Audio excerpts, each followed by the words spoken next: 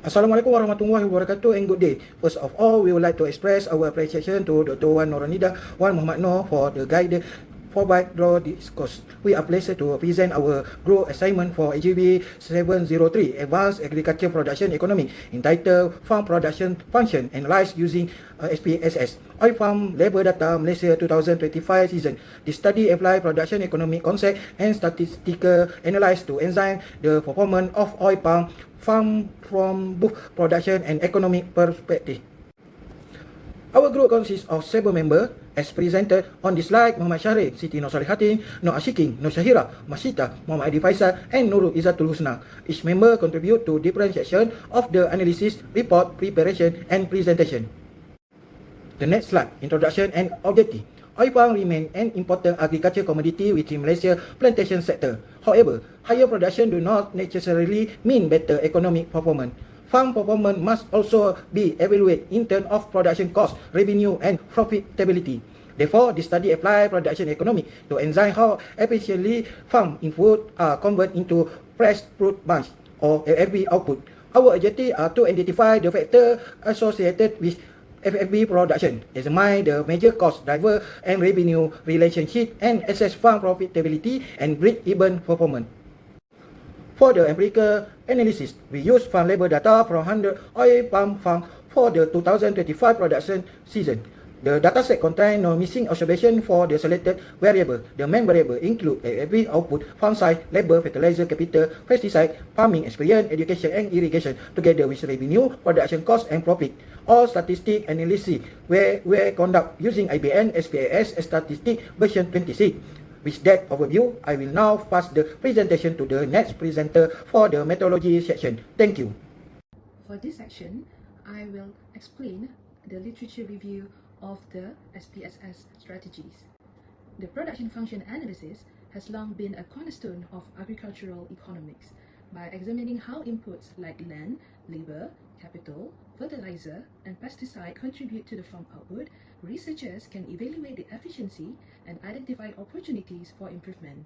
This approach helps farmers and policymakers make better decisions about resource allocation and also technology adoption. One of the most influential tools in this field is the Cobb-Douglas production function, which has been introduced in the year 1928. It provides a simple yet powerful way to measure how changes in the inputs will affect the output. Its coefficients represent elasticities, showing the percentage change in the output for every input. Most importantly, the model captures diminishing returns to a scale, which is a common reality in agriculture. Studies in the oil palm plantations show that efficient input use, especially in fertilizer, labor, and also capital, will significantly boost the yield and profitability. Beyond production, the cost and profit analysis provides a broader picture of the farm performance. The rising labor and fertilizer costs in Malaysia's palm oil industry highlight the importance of cost efficiency. By combining production, cost, and profit functions, managers or leaders can assess both technical and economic efficiency. And ultimately, these tools will guide the strategies that will enhance the productivity while ensuring a long-term financial sustainability of the organization. Good morning, everyone. This section of our report covers the data and methodology used in our study of oil palm farm production, cost and profit. So I will walk through the data set, how we screen it, the models we specify, and the statistical methods used to test them. Okay, in this slide, in terms of financial performance, the average total revenue per farm was about RM 79,600. However, once we account for total cost, the average profit was actually negative, around minus 7,200. This tells us that on average, the sample farms were operating at or below the break-even level, and there was a considerable variation in profitability from farm to farm. Before running our regression models, we also checked the dataset for missing values. All 100 observations were complete across every variable we used, so no records needed to be dropped. Okay, for the next slides, we check for outliers using box plots across 5 key variables, which is output, farm size, labor, fertilizer, and capital. So the box plot shows some potential outliers, mainly in farm size and capital. However, we decided to retain all of them in the analysis. Okay, for this slide, which is model specification, To analyze production cost and profit, we specified three separate but related regression models. The first is production function, estimated as a Cobb-Douglas model in log linear form. Output is explained by farm size, labor, fertilizer, capital, and pesticide use, along with farming characteristics like experience and education and access to irrigation. So the second is the cost function, a linear model where total cost depends on output, farm size, labor, total fertilizer use, and irrigation. Okay, for the third is profit function, also linear, where profit is explained by output, farm size, labor, capital, experience, education, and irrigation. Together, these three models let us look at the full picture, how inputs drive production, how production and inputs drive cost, and ultimately what drives profitability. Okay, this is statistical methods. All three models were estimated using ordinary least square, or we call it OLS, multiple linear regression with the enter method, meaning all the predictors were entered into the model at once. Model fit was evaluated using R-square and the F-test. Before interpreting the result, we tested the standard OLS assumptions. First is multicollinearity, which is checked numerically using tolerance levels, the variance inflation factor, and collinearity diagnostics such as agent values and condition index. Second is autocorrelation, which is tested using the Darwin-Watson statistic, where values close to indicate no serious autocorrelation. And the third, homoscedasticity and normality, which was assessed by examining scatter plots of standardized residual against predicted values, while normality was checked using histograms of standardized residual together with normal probability or PP plots. So this check confirmed that our regression results are statistically reliable. Before we move on to interpreting the findings, with the data screen and the models and methods laid out, I will now hand over to the next presenter. In this section, I will present the production function result. First, I will evaluate the mean regression assumption using the relevant diagnostic plots and statistical tests. These include normality, homoscedasticity, independent of error, linearity, and multicollinearity using the VIF value. Next, I will present the grid regression result, including the R-square, adjusted R-square, and F statistic. I will also identify the statistically significant variables, interpret their production elasticity, and finally determine whether the production process is hybrid increasing, constant, or decreasing return to scale. This slide presents the normality and homoscedasticity test. For normality, the histogram of standardized residual is approximately bell-shaped, while the points in the normal p-plot are located close to the diagonal line. Therefore, the residuals can be considered approximately normally distributed. For homoscedasticity, the residuals are randomly scattered around the zero line, with no obvious funnel shape and systematic pattern. This indicates that the variance of the residue is reasonably constant. Overall, both the normality and homoscedasticity assumptions are acceptable. This slide examines the independence of error and linearity assumption. The Darwin-Watson value is 1.967, which is very close to 2 and fall within the acceptable range of 1.5 to 2.5. This suggests that there is no serious autocorrelation among the residuals. For linearity, the scatter plot shows no clear curve or wave-shaped pattern after the logarithmic transformation. The residuals are distributed randomly around the horizontal zero line. Therefore, the independence and linearity assumption are satisfied, and the regression model is considered appropriate for further interpretation. This slide presents the multicollinearity diagnostic. Most variables have tolerance value above 0.10 and VIF value below 5, indicating acceptable multicollinearity levels. However, farm size record a VIF of 10.59, showing severe multicollinearity, while labor has VIF of 8.945, indicating a moderate to high concern. The remaining variables have acceptable VIF values. Therefore, the value should be interpreted carefully, particularly for farm size and labor. This slide shows the overall performance of the production function model. The R-square value is 0.621, which means that 62.1% of the variation in output is explained by the 8 predicators included in the model. The adjusted R-square is 0.588 after accounting for the number of predictors.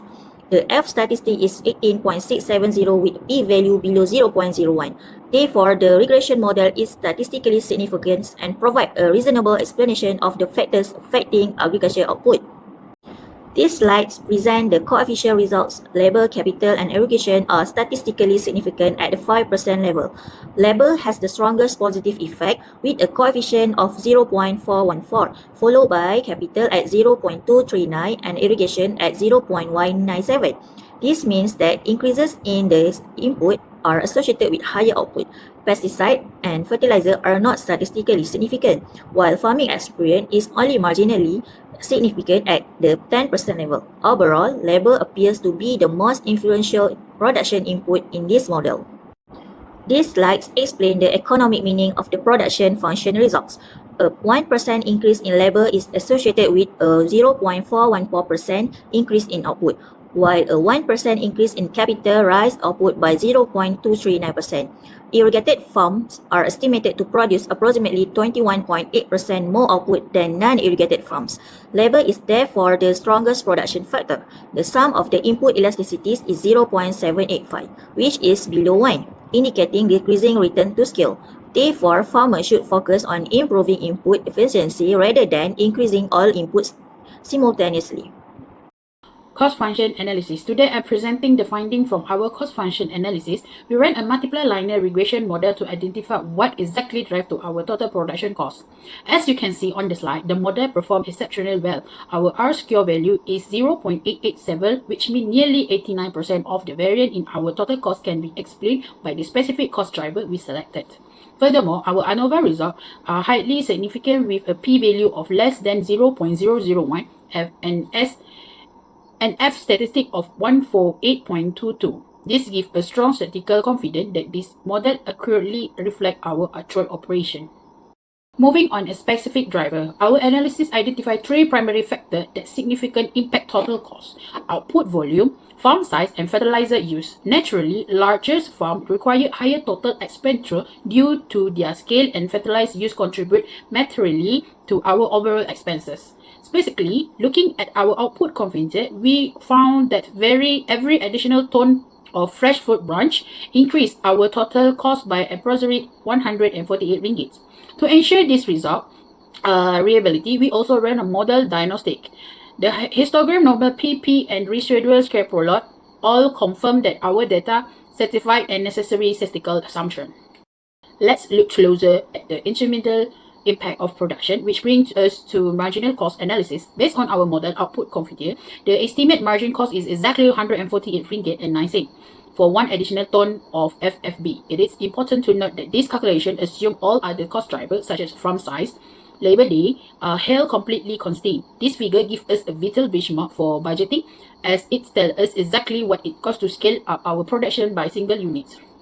Finally, let's examine how our average cost per ton changed across different scale of operation. We divided the study farm into three output groups. The lower output group faced the highest average cost at over 1,045 ringgit per ton. However, as we move to the medium output group, that crop dropped to about 1,243 ringgit, and it fall even further to 1,148 ringgit for the high output group.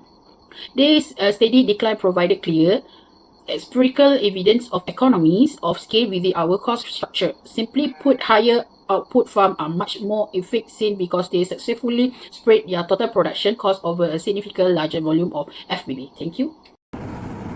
Assalamualaikum and good day everyone. For my part, I will present the revenue function, profit function, and the overall profitability analysis of the oil palm farms. First, for the revenue function analysis, the dependent variable is total revenue, while the two main predictors are FFB output and output price. The model shows a very high R-square of 0.998. This means that about 99.8% of the variation in total revenue can be explained by output and selling price. The overall model is also statistically significant, with an F-value of 27,757.121 and P-value below 0.001. Looking at the coefficients, every additional 1 ton of FFB output increases total revenue by approximately Rm 650 and 48 cents while holding price constant. At the same time, every RM1 increase in output price increases total revenue by approximately Rm 118.34 cents while holding output constant. So, the main finding here is quite straightforward. Farm revenue is strongly influenced by both production volume and the selling price received by the farmer.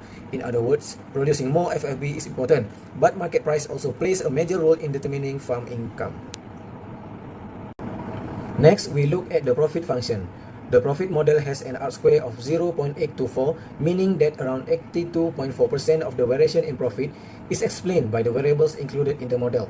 The model is statistically significant with an F-value of 61.394 and P-value below 0.001. The result shows that FFB output has positive and significant relationship with profit. This means that higher production generally contributes to higher profit.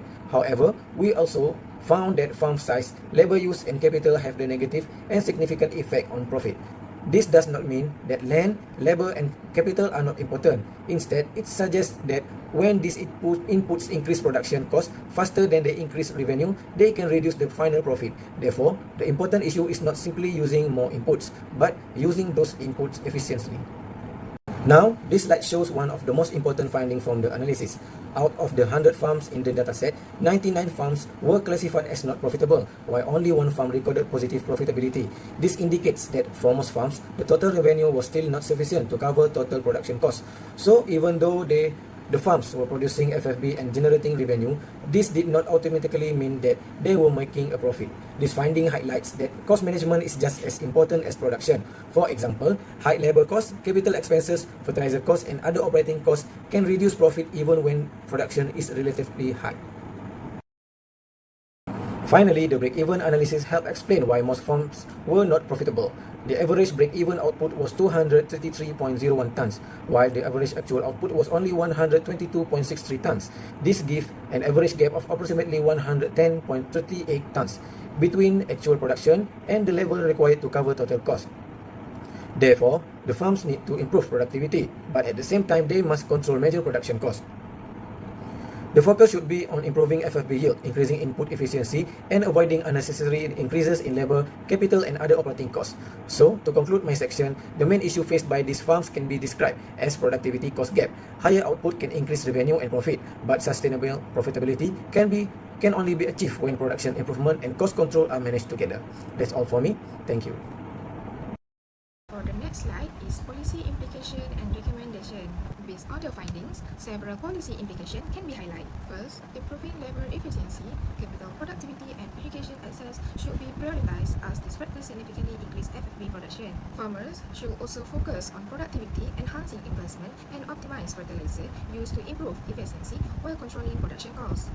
In addition, the study found that irrigated farms produce approximately 27 tons more FFB than non-irrigated farms, emphasizing that the importance of irrigation support. For recommendation, farmers should improve harvesting efficiency, optimize fertilizer management, and strengthen field maintenance. Meanwhile, government agencies also should provide technical training, irrigation support, and financial advisory service is to help to improve long-term farm profitability. For the next slide, we move to limitation and future research. Although this study provides valuable insight into oil palm production economy, several limitations should be acknowledged. First, the analysis was based on cross-sectional data from only on production season. Therefore, the findings indicate association between variables rather than direct cause and effect relationship. Second, a high level of multicollinearity was detected between farm size and labor, with correlation coefficient of 0.937.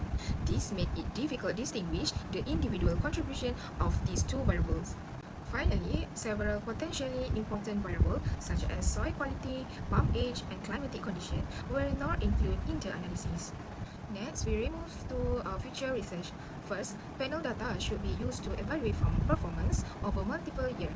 Second, future studies should also include additional agronomic variables and conduct more detailed comparison between irrigated and non-irrigated farms to provide a more comprehensive understanding of production efficiency. Next, for the conclusion, this study identified labor, capital, and irrigation as the key determinants of oil palm FFB production. The production function demonstrates that decreasing return to scale with a value of 0.785, indicating that increasing all production inputs by 1% would increase output by only about 0.785%. The profitability analysis was revealed a major concern as 99% of the sample farm were not profitable because their production costs exceed total revenue. Furthermore, the average break-even output of 233.01 tons was considerably higher than the actual average output of 122.63 tons. However, the study also found evidence of economy of scale, as the average production cost per ton decreased when farm output increased. Okay, so for the overall, this study concludes that achieving sustainable profitability in oil palm plantation requires continuous improvements in productivity together with effective cost control, efficient labor management, strategic capital investment, optimized fertilizer application, and reliable irrigation are essential to improve production efficiency and overall overall farm performance. That's conclude our presentation. Thank you for your attention. We are welcome for questions and comments from audience. Thank you.